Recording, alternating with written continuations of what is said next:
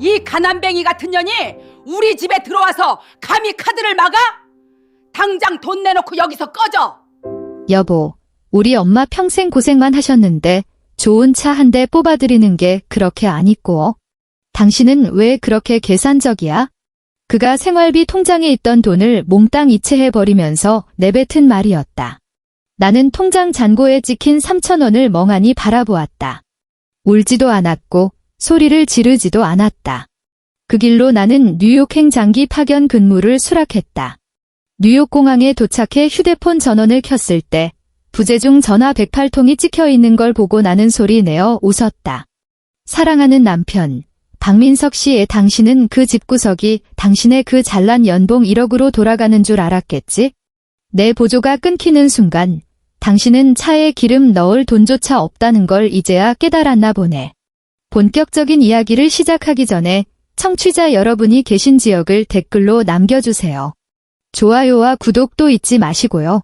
채널이 성장하는 데 큰 힘이 됩니다. 그럼 더 흥미진진한 이야기로 보답하겠습니다. 탁자 위에 놓인 휴대폰이 짧게 진동했다. 칠흑 같은 어둠 속에서 화면이 켜지자 그 불빛이 유난히 시리게 느껴졌다. 나는 곧바로 휴대폰을 집어들지 않았다. 마치 장마철 전셋집 벽지 뒤에 숨어 걷어낼 수 없는 곰팡이처럼 눅눅하고 불길한 예감이 등줄기를 타고 기어올랐기 때문이다. 창밖으로 펼쳐진 서울 강남의 새벽 2시 풍경은 여전히 화려했다. 잠들지 못한 도시의 영혼들을 비웃기라도 하듯 네온 사인은 지치지도 않고 번쩍거렸다. 내 손가락은 화면 위에서 정확히 3초간 머뭇거렸다. 손끝이 얼음장처럼 차가웠고 미세하게 떨리고 있었다. 잠금을 해제하고 은행 앱을 켰다. 예상대로라면 들어와야 할 월급 입금 알림이 없었다. 대신 그 저주받은 출금 가능 금액 옆에는 내 피를 순식간에 얼어붙게 만드는 숫자가 선명하게 박혀 있었다. 3,000원. 3천만 원도 300만 원도 아니었다. 고작 3,000원이었다. 김밥 한 줄도 4,000원이 넘는 이 고물가 시대에 자칭 연봉 1억이라 떠들고 다니는 내 남편. 외출할 때면 향수를 반 병쯤 쏟아붓고 머리카락 한 올 흐트러짐 없이 세팅하는 그 박민석이 우리 부부의 공용 생활비 계좌에 김밥 한 줄 사 먹을 돈도 남겨두지 않은 것이다. 나는 눈알이 빠질 듯 그 숫자를 노려보았다. 화면을 태워버릴 기세였다. 불과 10분 전까지만 해도 나는 다음 달에 빠져나갈 아파트 담보대출 이자와 전세 자금 대출 이자를 계산하며 예산을 짜고 있었다. 마트 전단지를 비교하며 콩나물값 몇백 원을 아끼려던 참이었다. 그런데 지금 그 계좌는 마치 도굴꾼이 휩쓸고 지나간 무덤처럼 텅 비어 있었다. 징. 휴대폰이 다시 한번 몸을 떨었다. 이번에는 카드사에서 보낸 결제 알림 문자였다. 시계를 보니 새벽 2시 15분이었다. 문자 내용은 끔찍할 정도로 간결했다. 제네시스 차량 계약금 및 선수금 출금. 금액 5천만 원. 그 순간 숨이 턱 막혔다. 5천만 원의 그 돈은 우리가 꼬박 3년을 모아 대출 원금을 일부 상환하려고 마련해 둔 돈이었다. 이 삭막한 서울의 시멘트 숲에서 온전히 우리만의 공간을 갖기 위해 내가 39도 고열에 시달리면서도 병가 한 번 내지 않고 지옥철에 몸을 구겨 넣으며 번 피 같은 돈이었다. 심장이 흉곽을 뚫고 나올 듯 쿵쿵거렸다. 귓가에는 이명 소리가 요란하게 울렸다. 위장이 뒤틀리는 듯한 경련과 함께 저녁에 억지로 밀어넣었던 찬밥 덩어리가 뜨거운 신물이 되어 목구멍까지 치밀어 올랐다. 나는 용수철처럼 튀어 일어났다. 무릎이 탁자 모서리에 세게 부딪혀 뼈가 울리는 고통이 느껴졌지만 문질러줄 여유 따위는 없었다. 나는 휴대폰을 무기처럼 움켜쥐고 복수기가 된 심정으로 안방문을 박차고 들어갔다. 안방에서는 박민석이 세상 모르고 자고 있었다. 그는 수백만 원짜리 라텍스 매트리스 위에 대자로 뻗어 입을 반쯤 벌린 채 역겨운 코골이 소리를 내고 있었다. 값비싼 가습기가 뿜어내는 고운 물 한 개가 그의 얼굴을 평화롭게 감싸고 있었다. 그 얼굴을 보니 문득 3년 전 프러포즈 때가 떠올랐다. 남산타워 회전 레스토랑에서 한쪽 무릎을 꿇고 나를 올려다보던 그의 눈빛은 맑은 샘물 같았다. 그는 맹세했었다. 지수야, 나랑 결혼해줘. 너는 그냥 예쁘게만 있어. 돈 버는 험한 일은 내가 다 할게. 그때의 맹세는 이제 싸구려 농담보다 못하게 들렸다. 나는 손을 뻗어 그를 거칠게 흔들었다. 박민석, 일어나. 내 목소리는 모래를 한 줌 삼킨 듯 거칠게 갈라져 있었다. 그는 깨지 않았다. 그저 웅얼거리는 잠꼬대와 함께 몸을 뒤척이며 이불을 머리끝까지 끌어올렸다. 내 방해를 차단하겠다는 듯이. 박민석. 나는 침대 협탁 위에 놓인 물컵을 집어들었다. 그가 잠들기 전 꼭 마셔야 한다며 챙겨둔 소위 해양 심층수였다. 나는 망설임 없이 그 물을 그의 얼굴에 척 끼얹었다. 푸앗. 박민석이 무트로 끌려 나온 물고기처럼 펄떡거리며 튀어올랐다. 기괴한 비명을 지르며 얼굴에 묻은 물을 훔쳐내던 그는 침대맡에 서서 살기를 뿜어내는 나를 발견하고는 멍하던 표정을 순식간에 짜증으로 바꿨다. 한지수, 너 미쳤어. 새벽에 이게 무슨 짓이야? 그가 고함을 지르며 침대 머리맡에 휴지를 뽑아댔다. 어찌나 거칠게 구는지 스탠드가 넘어질 뻔했다. 나는 휴대폰 화면을 그의 코앞에 들이밀었다. 이게 뭐야? 설명해. 그는 실눈을 뜨고 스탠드 불빛에 의지해 화면을 힐끔 보더니 귀찮다는 듯 내 손을 쳐내고 다시 베개 위로 쓰러졌다. 아, 고작 그것 때문에? 난 또 지진이라도 난 줄 알았네. 그의 말투는 너무나 태연했다. 5천만 원을 쓴 게 마치 편의점에서 담배 한 갑 산 것처럼 가벼웠다. 엄마 차 바꿔드린 거야? 제네시스 G80 풀옵션으로. 엄마 타시던 그 낡은 소나타 10년도 넘었잖아. 그거 끌고 나가면 동네 창피해서 못 다니셔. 전신에 피가 거꾸로 솟는 기분이었다. 휴대폰을 쥔 손가락 마디가 하얗게 질렸다. 어머님 차? 5천만 원. 그게 어떤 돈인지 몰라. 우리 대출금 갚을 돈이잖아. 다음 주에 상환일인 거 몰라? 지금 통장에 3,000원 남았어. 딱 3,000원. 박민석, 당장 다음 주에 그 구멍 뭘로 메울 건데? 박민석이 침대에 걸터앉아 헝클어진 머리를 신경질적으로 털어냈다. 입가에는 비릿한 조소가 걸려 있었다. 내가 지긋지긋하게 보아온 표정이었다. 내가 돈 문제로 따질 때마다 그가 짓는 그 특유의 고연봉 엘리트의 오만함. 아이고, 지수야. 넌 사람이 왜 그렇게 그릇이 작냐? 그는 쯧쯧 혀를 찼다. 철없는 아이를 나무라는 투였다. 나 연봉 1억 받는 사람이야. 세금 떼고 보험 떼고 해서 실수령액이 좀 적긴 하지만 연말에 보너스 나오잖아. 그때 채워 넣으면 되지? 엄마 다음 주에 환갑이셔. 이번 차는 엄마 기 좀 살려드리려고 뽑은 거야. 엄마가 가족 단톡방에서 뭘 하셨는지 알아? 큰형네 형수는 안마의자 사드렸다는데 당신은 내세울 게 없어서 친척들 앞에서 고개를 못 들겠대. 체면. 기가 막혀서 웃음이 나왔다. 웃음소리가 울음처럼 메말라 있었다. 어머님 체면 때문에 우리 생활을 벼랑 끝으로 몰아? 연말 보너스. 작년 보너스는 당신 주식 투자한 거 메꾸느라 다 날렸잖아. 박민석, 정신 차려. 우리 당장 다음 달 관리비 낼 돈도 없어. 아, 됐어. 그가 내 말을 뚝 자르며 다시 드러누웠다. 등을 돌리고 이불을 뒤집어쓰며 말했다. 동네 아줌마처럼 악쓰지 좀 마. 그깟 푼돈 내가 알아서 할 테니까. 정 안 되면 친구한테 융통하든가 하면 되잖아. 신경 끄고 나가. 나 내일 임원 브리핑 있어? 자야 돼. 푼돈. 나는 그 두 글자를 멍하니 되뇌었다. 차갑게 돌아누운 그의 등 뒤에서 눈물이 주책 없이 뺨을 타고 흘러내렸다. 슬퍼서가 아니었다. 절망스러워서였다. 뼛속까지 시린 절망이었다. 그때 거실에 둔 휴대폰이 또다시 울렸다. 카카오톡 알림음이었다. 나는 유령처럼 발을 끌며 거실로 나와 휴대폰을 확인했다. 시댁 가족 단톡방이었다. 새벽 2시 반 시어머니가 사진 한 장을 올렸다.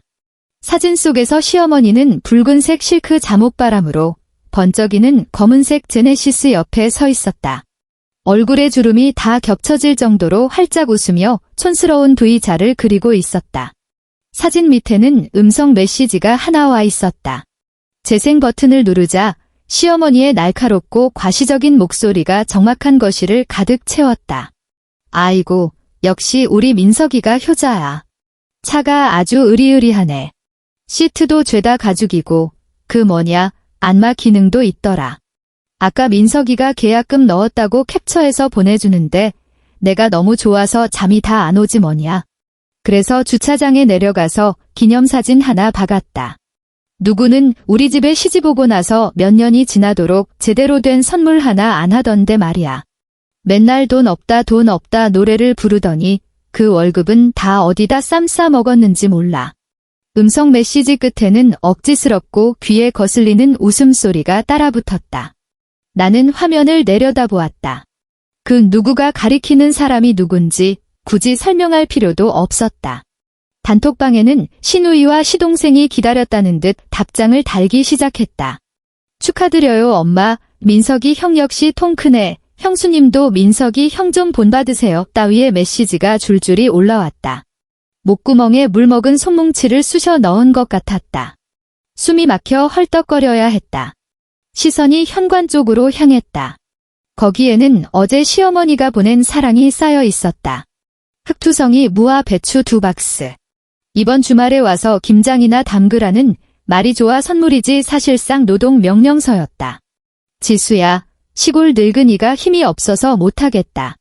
너는 도시 여자라 손이 빠르지? 이 정도는 일도 아니잖아.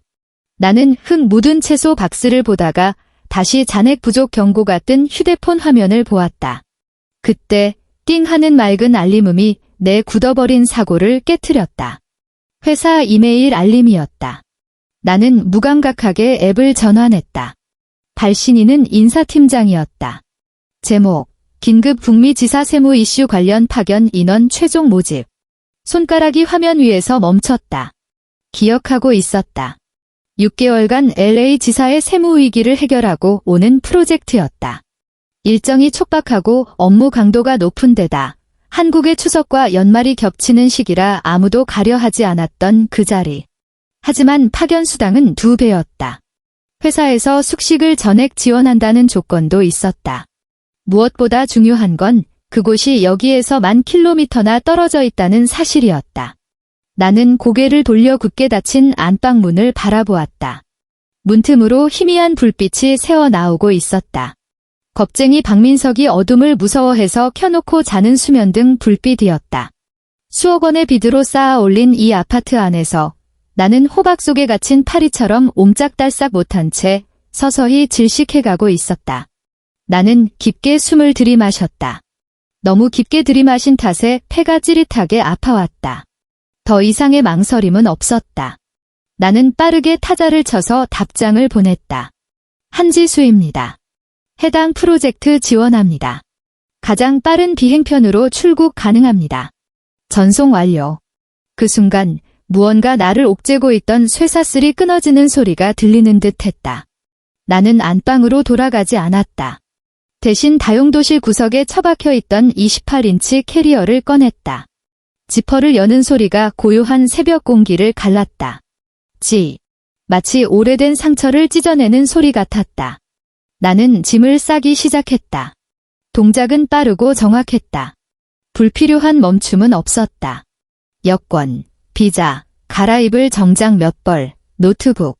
추억이 담긴 물건에는 손도 대지 않았다. 제주도에서 샀던 테디베어, 결혼기념일 액자, 심지어 옷장에 걸린 그가 선물했지만 아까워서 한 번도 입지 못한 캐시미어 코트조차 쳐다보지 않았다. 마지막으로 나는 화장대 앞에 섰다.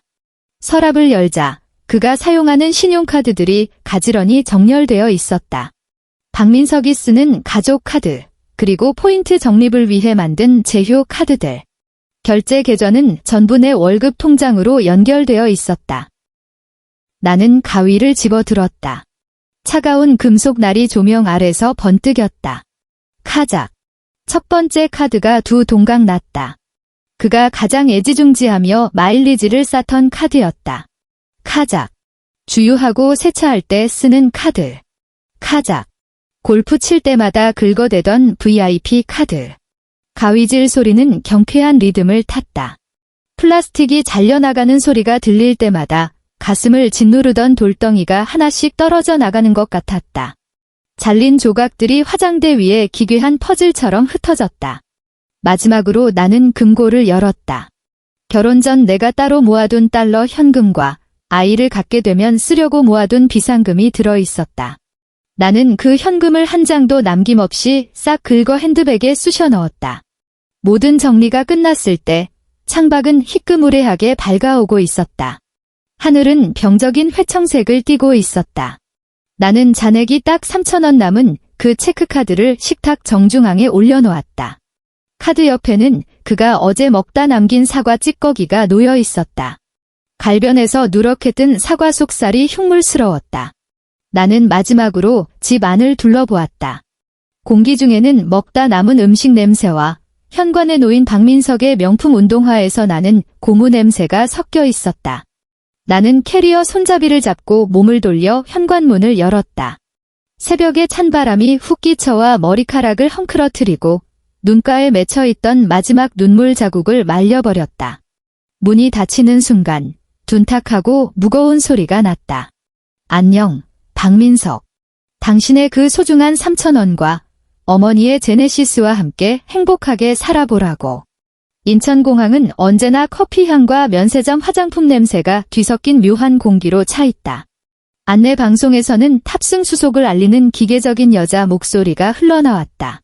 나는 탑승구 앞 금속 의자에 앉아 통유리창 너머의 거대한 비행기 날개를 바라보고 있었다. 10월 12일 오후 2시. 시간을 계산해보니 박민석은 지금쯤 부모님을 모시고 강남에서 제일 비싼 한우 식당에 앉아 있을 것이다. 눈을 감자 그 풍경이 손에 잡힐 듯 생생하게 그려졌다. 어머니 환갑잔치와 새 차 뽑은 기념을 겸한 경사스러운 식사 자리. 박민석은 분명 1인분에 10만 원이 훌쩍 넘는 최상급 눈꽃 등심을 시켰을 것이다. 할부로 내가 사준 시계를 돋보이게 하려고 소매를 걷어올린 채 고기를 구우며 자신의 회사 전망에 대해 떠들어대겠지. 부모님의 존경 어린 시선을 즐기면서 시어머니는 기름진 고기를 씹으며 주변 사람들을 기분 나쁘게 훑어보고는 큰 소리로 말할 것이다. 아유, 역시 고기가 살살 녹네. 지수가 마트에서 사오는 세일 상품하고는 차원이 달라. 그건 즐겨서 이 사이에 끼기만 하던데. 그리고 대망의 하이라이트가 찾아올 것이다. 계산할 시간. 직원이 계산서를 들고 다가와 공손하지만 놀라운 금액을 부를 것이다. 박민석은 폼나게 지갑에서 검은색 카드를 꺼낼 것이다. 내 월급 계좌에 연결된 그가 가장 자랑스러워하는 카드. 그는 눈길도 주지 않고 무심하게 카드를 건넬 것이다. 그리고 징. 손에 쥐고 있던 휴대폰이 진동하며 내 상상을 깨트렸다. 상상이 아니었다. 현실이었다. 전원을 끄지 않고 마지막 순간까지 기다린 보람이 있었다. 화면에 은행의 알림이 떴다. 거래 승인 거절. 결제 시도 금액 86만 원. 가맹점 청담동 한우명가. 나는 그 글자를 보며 입꼬리를 말아 올렸다. 86만 원 더 밥 한 끼에 내 보름치 월급을 태우려 했구나. 곧이어 휴대폰이 발작하듯 진동하기 시작했다. 발신자 표시, 남편. 나는 받지 않았다. 물에 빠진 사람이 허우적대듯 화면 위에서 펄떡거리는 그 이름을 가만히 내려다볼 뿐이었다. 첫 번째 호출이 끊겼다. 곧바로 두 번째 호출이 이어졌다. 세 번째, 네 번째. 중간중간 문자 메시지 알림음도 끼어들었다. 여보, 카드 왜 안 긁혀? 칩 고장 났나봐. 어디야? 전화 좀 받아. 직원 서 있잖아. 야, 한지수. 너 뭐 하는 거야? 부모님 다 보고 계시는데? 빨리 돈 붙여. 그의 꼴이 눈에 선했다. 이마에는 식은땀이 송골송골 맺혔을 테고 카드를 쥔 손은 미세하게 떨리고 있겠지. 직원의 정중하지만 의심 섞인 눈빛, 주변 손님들의 호기심 어린 시선, 그리고 의기양양하던 시어머니의 얼굴이 서서히 굳어가며 파랗게 질리는 모습. 그는 시스템 오류인가 봐요 라며 변명하고 다른 카드를 꺼내려 할 것이다. 하지만 소용없어. 박민석. 모든 카드는 이미 내 가위질에 두 동강 났으니까. 남아있는 가족 카드 한도조차 내가 집을 나서기 전 영원으로 만들어버렸으니까. 지금 당신이 긁을 수 있는 건 잔액 3,000원짜리 체크카드뿐이야. 3,000원 상추 한 접시나 추가할 수 있으려나. 휴대폰은 여전히 미친 짐승처럼 울어대고 있었다. 나는 마지막 장면을 상상했다. 자존심 하나로 버티는 시아버지, 며느리인 나에게 늘 근검절약을 설교하던 그 양반이 덜덜 떨리는 손으로 낡은 지갑 깊숙이 숨겨둔 연금 카드를 꺼내는 모습. 온 가족의 침묵 속에서 연봉 1억 아들을 대신해 밥값을 계산해야 하는 그 상황. 그 수치심은 아마 죽기보다 더 고통스럽겠지. 로스앤젤레스행 K201편 26 준비하겠습니다. 안내 방송이 다시 들려왔다. 나는 깊게 숨을 들이마시고 여전히 미친 듯이 깜빡이는 화면을 마지막으로 응시했다. 부재중 전화 12통. 읽지 않은 문자 8개. 나는 손가락을 뻗어 종료 버튼을 길게 눌렀다.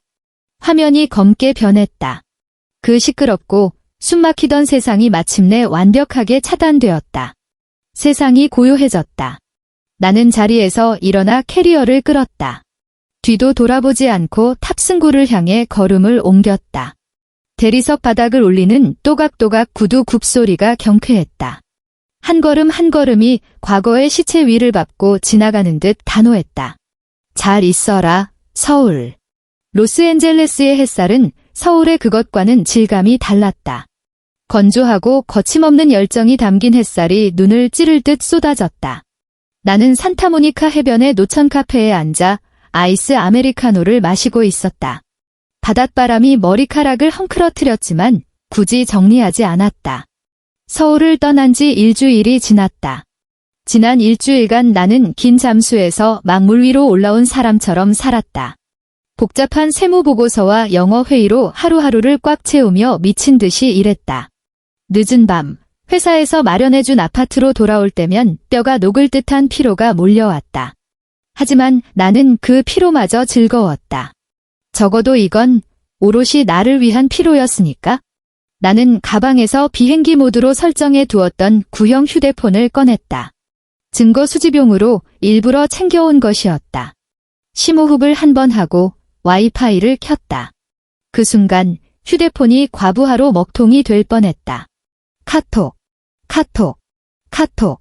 메시지 알림음이 기관총 솟아처럼 쏟아졌다.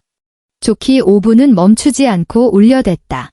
부재중 전화 108통. 카카오톡 메시지 999개 이상. 나는 대화창을 열었다. 가장 오래된 메시지는 내가 비행기에 탑승한 직후에 온 것들이었다. 전부 박민석이 쏟아낸 비난이었다. 한지수, 너 어디 처박혀 있어? 집에 와서 식탁 위에 카드 본 거 무슨 뜻이야? 오늘 얼마나 개망신 당했는지 알아? 아빠가 연금 깬 돈으로 계산했어.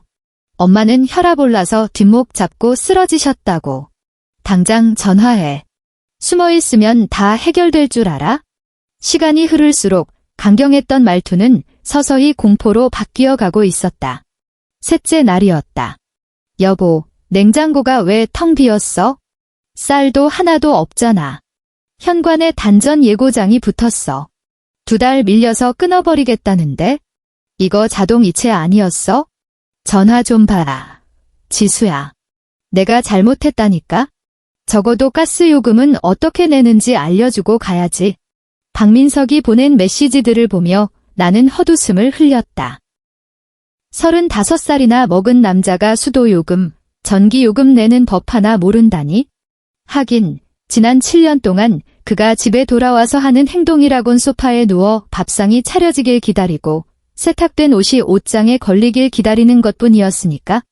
그는 모든 것을 당연하게 누렸지만 그 편리함 뒤에 어떤 대가가 따르는지는 한 번도 생각해 본 적이 없을 것이다.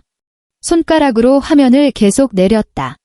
불과 몇 시간 전에 온 가장 최근 메시지들은 전부 박민석이 보낸 것이었다. 대출은행에서 전화 왔어. 출금이 안 됐대.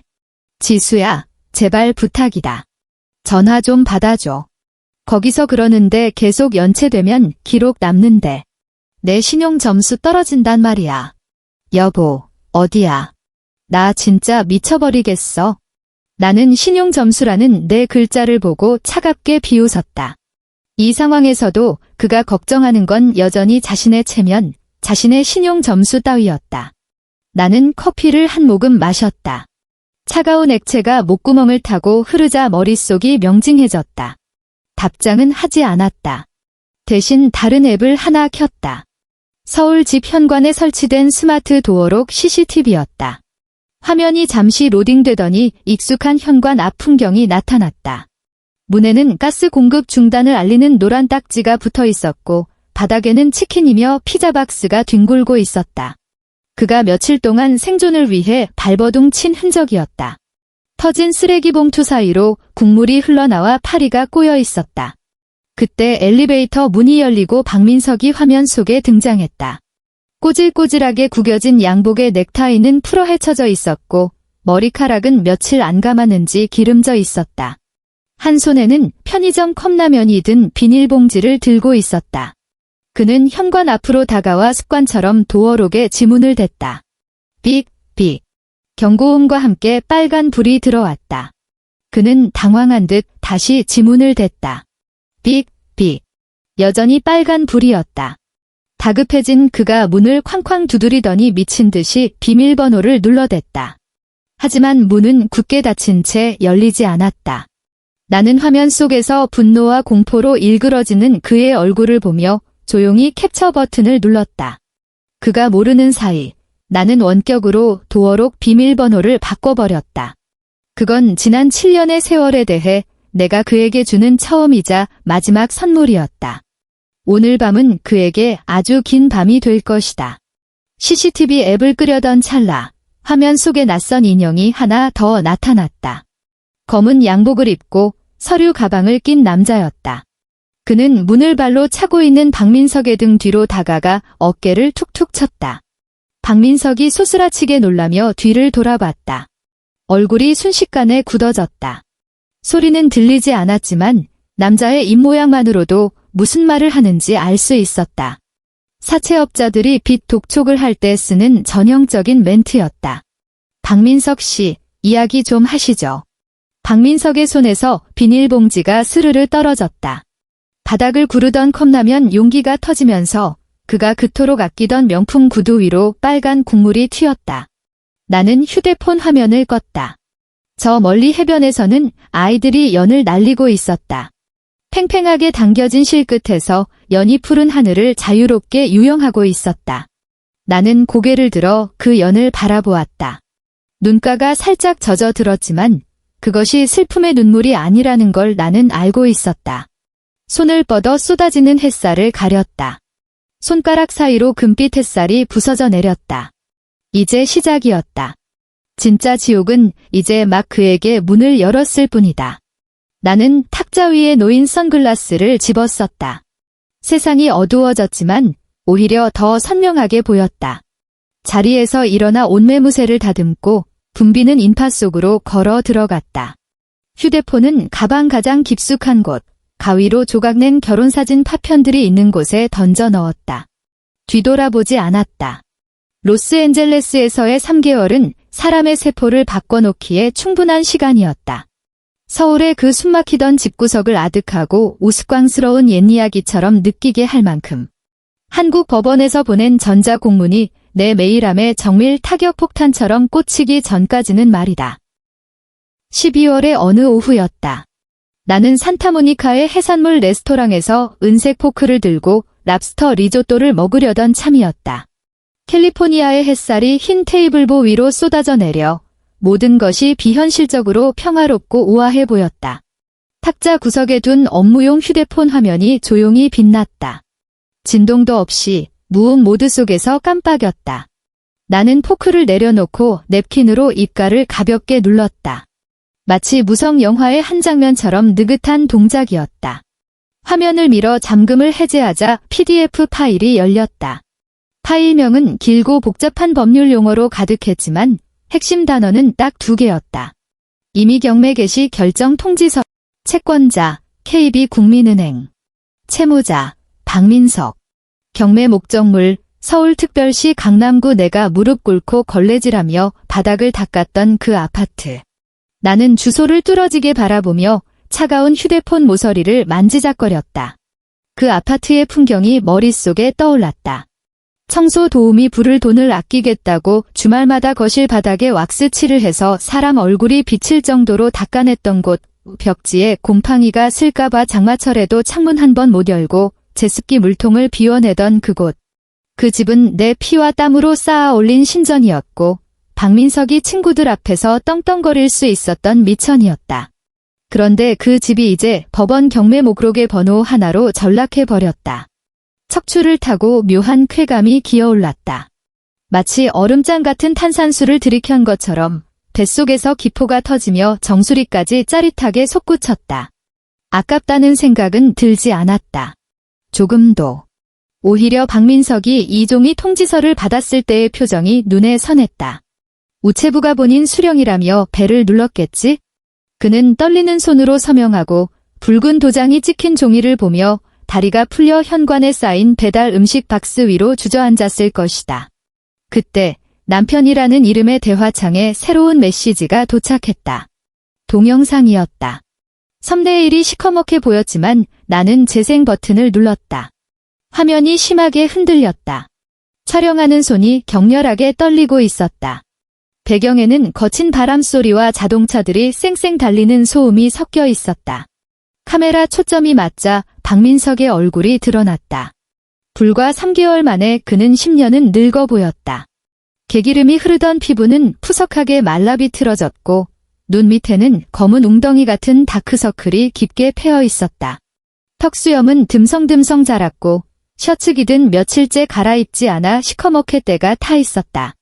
그는 한강 다리 난간에 서 있었다. 지수야. 바람소리에 찢겨나간 그의 목소리는 콧물과 울음이 뒤섞여 엉망이었다. 너 이거 봤어? 은행에서 집을 가져간대. 진짜로 뺏어간대. 그가 훌쩍거리며 카메라를 옆으로 돌렸다. 거기엔 시어머니가 있었다. 실크 잠옷을 입고 제네시스 옆에서 V자를 그리던 그 귀부인은 지금 바닥에 퍼질러 앉아 허벅지를 치며 통곡하고 있었다. 붉은색 패딩 점퍼는 어디가 찢어졌는지 하얀 오리털이 눈발처럼 흩날리고 있었다. 내 차. 내 제네시스 어떡해. 그 천하의 사기꾼 놈이 금을 비싸게 쳐준다고 해서 내가 내 금 거북이랑 금반지 다 갖다 줬는데 으헝 그거 팔아서 차 기름 넣으려고 그랬는데 보험료 내려고 그랬는데 그놈이 도망갔어. 돈도 없고 차도 견인해 갔어. 나는 화면 속에서 악을 쓰는 노인을 보며 헛웃음을 터뜨렸다. 금 거북이. 결혼할 때 친정에서 무병장수하고 잘 살라며 보내준 예물이었다.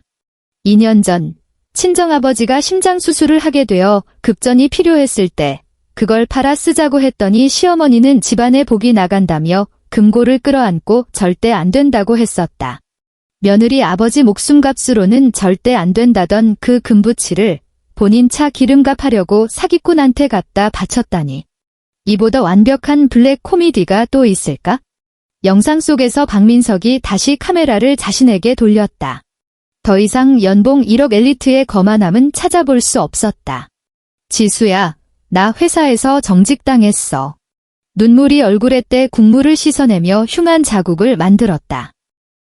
사채업자들이 회사로 찾아와서 난동 부리는 바람에 회사 이미지 망쳤다고 오늘 출입증까지 뺏겼어. 그가 갑자기 카메라를 향해 무릎을 꿇었다. 시멘트 바닥에 무릎이 부딪히는 둔탁한 소리가 마이크를 타고 전해졌다. 여보, 내가 잘못했어. 진짜 뼈저리게 후회하고 있어? 내가 주제 파악 못하고 떵떵거렸어. 당신 고생하는 거 당연하게 생각해서 미안해. 나 지금 컵라면 사 먹을 돈도 없고 엄마 고혈압 약도 다 떨어졌어. 제발 부부였던 정을 생각해서라도 한 번만 도와줘. 당신이 와서 그 돈만 메워주면 집은 지킬 수 있대. 지수야. 사람 좀 살려줘. 영상은 거기서 뚝 끊겼다. 검게 변한 화면 위에 내 얼굴이 비쳤다. 화장은 완벽했고 눈빛은 고요했으며 입가에는 희미한 미소마저 걸려 있었다. 나는 화이트 와인 잔을 들어 가볍게 흔들었다. 황금빛 액체가 우아한 곡선을 그리며 찰랑거렸다. 사람을 살려달라고? 내가 야근 과로로 응급실에 실려가서 보호자 동의가 필요하다고 전화했을 때 당신은 거래처랑 골프 치는 중이라며 좀 씩씩하게 버텨보라고 하지 않았던가? 다음 달 생활비 계산이 안 돼서 머리카락을 쥐어뜯던 한지수. 마트에서 몇백 원 차이 때문에 물건을 들었다 놨다 하던 한지수는 통장에 3,000원이 찍혀있던 그 새벽에 이미 죽었다. 지금의 나는 예전의 한지수가 아니었다. 나는 동영상 창을 닫고 경쾌한 손놀림으로 담당 변호사에게 메시지를 보냈다. 김 변호사님, 귀국 항공편 준비해주세요. 그리고 그 서류도요. 이제 그물을 거둘 때가 됐습니다. 전송 버튼을 누른 후 나는 큼직한 랍스터 살을 잘라 입에 넣었다. 정말 달고 신선했다. 자유의 맛이란 게 원래 이렇게 달콤한 거였나? 반년 후 인천국제공항. 서울의 공기는 여전히 건조한 먼지와 바쁜 사람들의 숨가쁜 냄새가 뒤섞여 있었다. 하지만 지금의 나에게 그 공기는 더 이상 억압이 아니라 전장의 화약 냄새처럼 느껴졌다. 나는 몸에 딱 맞는 베이지색 트렌치코트를 입고 선글라스를 낀 채 대리석 바닥을 또각또각 울리며 걸어 나왔다. 내 뒤로는 두툼한 서류 가방을 든 김 변호사가 따르고 있었다. 입국장 출구에는 수많은 사람이 모여 있었다. 하지만 박민석을 찾는 건 어렵지 않았다. 말끔하게 차려입은 사람들 틈에서 그와 시부모는 마치 쓰레기장에서 막 기어나온 노숙자들처럼 보였으니까. 박민석은 반년 전 영상에서 입고 있던 그 양복을 여전히 걸치고 있었다. 살이 쏙 빠져서 옷이 헐렁하게 매달려 있었고 덥수룩하게 자란 머리는 기름에 떡이 져 있었다. 나를 발견한 그의 눈이 번쩍 띄었다. 사랑하는 아내를 보는 눈빛이 아니었다. 굶주린 늑대가 고깃덩어리를 발견한 눈빛이었다. 지수야. 여보. 그가 두 팔을 벌리고 나를 향해 달려들었다. 그 뒤로 시어머니가 비집고 나오며 비굴한 웃음을 지었다. 아이고, 우리 며느리 왔니? 내가 그럴 줄 알았다. 내가 우릴 버릴 리가 없지. 미국 물 먹더니 아주 헌해졌네. 나는 걸음을 멈췄다. 선글라스는 벗지 않았다. 박민석의 때 묻은 손이 내 코트에 닿으려는 찰나 김 변호사가 벽처럼 우리 사이를 막아섰다. 박민석 씨, 물러서십시오. 김 변호사의 목소리는 사무적이면서도 위압감이 넘쳤다. 박민석은 엉거주춤한 자세로 멈춰섰다. 여보, 이게 무슨 짓이야?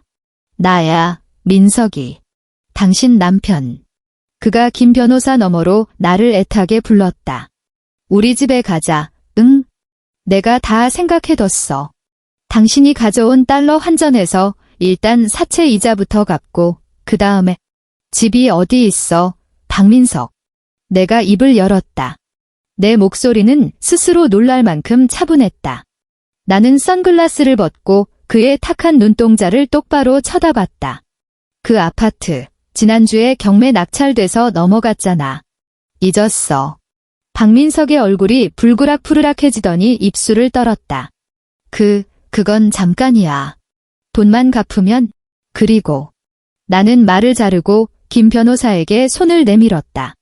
김 변호사가 두툼한 서류 봉투를 건넸다. 나는 그 서류를 박민석의 가슴팍에 떠안겼다. 이혼 소장이야. 주변 사람들이 웅성거리며 쳐다봤다. 이혼. 시어머니가 칠판을 긁는 듯한 소리로 비명을 질렀다. 한지수, 너 이 독한 년. 내 아들이 힘들게 되니까 버리겠다는 거야? 우리 집에서 너 먹여주고 재워준 세월이 얼만데. 먹여주고 재워줘요? 나는 고개를 돌려 한때 나를 하녀 부리듯 했던 늙은 여자를 싸늘하게 내려다봤다. 어머니, 지난 7년 동안의 가계부 내역서, 여기 공항 전광판에 띄워드릴까요? 집 대출금부터 어머니 팬티 한 장까지 전부 제 월급 통장에서 나갔잖아요. 심지어 어머니가 그렇게 자랑하던 제네시스 선수금도 제 피 같은 돈이었고요. 제네시스 이야기가 나오자 시어머니는 꼬리를 밟힌 고양이처럼 움찔하더니 내 눈을 피했다. 박민석이 서류를 움켜쥐며 소리쳤다. 손등에 핏줄이 섰다. 지수야, 꼭 이래야겠어? 나 진짜 반성했어. 앞으로 당신 말 잘 들을게. 월급 통장도 다 당신한테 맡길. 당신 월급 통장. 나는 코웃음을 쳤다. 당신 지금 월급이 어디 있어? 박민석 씨, 횡령으로 회사 돈 끌어다 빚 막으려다 잘리고 고소까지 당했잖아. 지금 신용 불량자라 본인 명의로 휴대폰 하나 개통 못하는 주제에. 박민석의 얼굴이 백지장처럼 하얗게 질렸다. 마지막 남은 자존심마저 발가벗겨진 듯 몸을 휘청거렸다. 그리고 하나 더. 나는 소장 3페이지를 손가락으로 가리켰다. 재산 분할 말인데 당신의 중대한 유책 사유로 가게가 파탄 났고 당신 어머니가 내 혼수품을 무단으로 처분했지? 그래서 내가 위자료랑 손해배상 청구했어. 나는 그에게 한 걸음 다가갔다. 그리고 낮게 속삭였다. 제네시스 선수금 5천만 원, 어머니가 팔아먹은 내 폐물, 다 합쳐서 8천만 원이야. 남은 대출금 갚고 쥐꼬리만큼 남은 돈에서 그 8천만 원 먼저 제할 거야. 즉, 당신은 나한테 한 푼도 못 받고 오히려 2천만 원 빚진 상태로 이혼하게 된다는 소리야. 박민석의 동공이 지진이라도 난 듯 흔들렸다. 그는 마치 처음 보는 괴물을 대하듯 나를 쳐다봤다. 너 너무 잔인하다. 잔인해. 나는 그를 보며 통장에 3,000원만 남겨두고 나를 조롱하던 그의 얼굴을 떠올렸다. 이건 잔인한 게 아니야. 이건 수학이야. 당신이 그토록 무시하던 가정주부의 셈법이라고. 나는 다시 선글라스를 썼다. 나머지는 변호사랑 이야기해.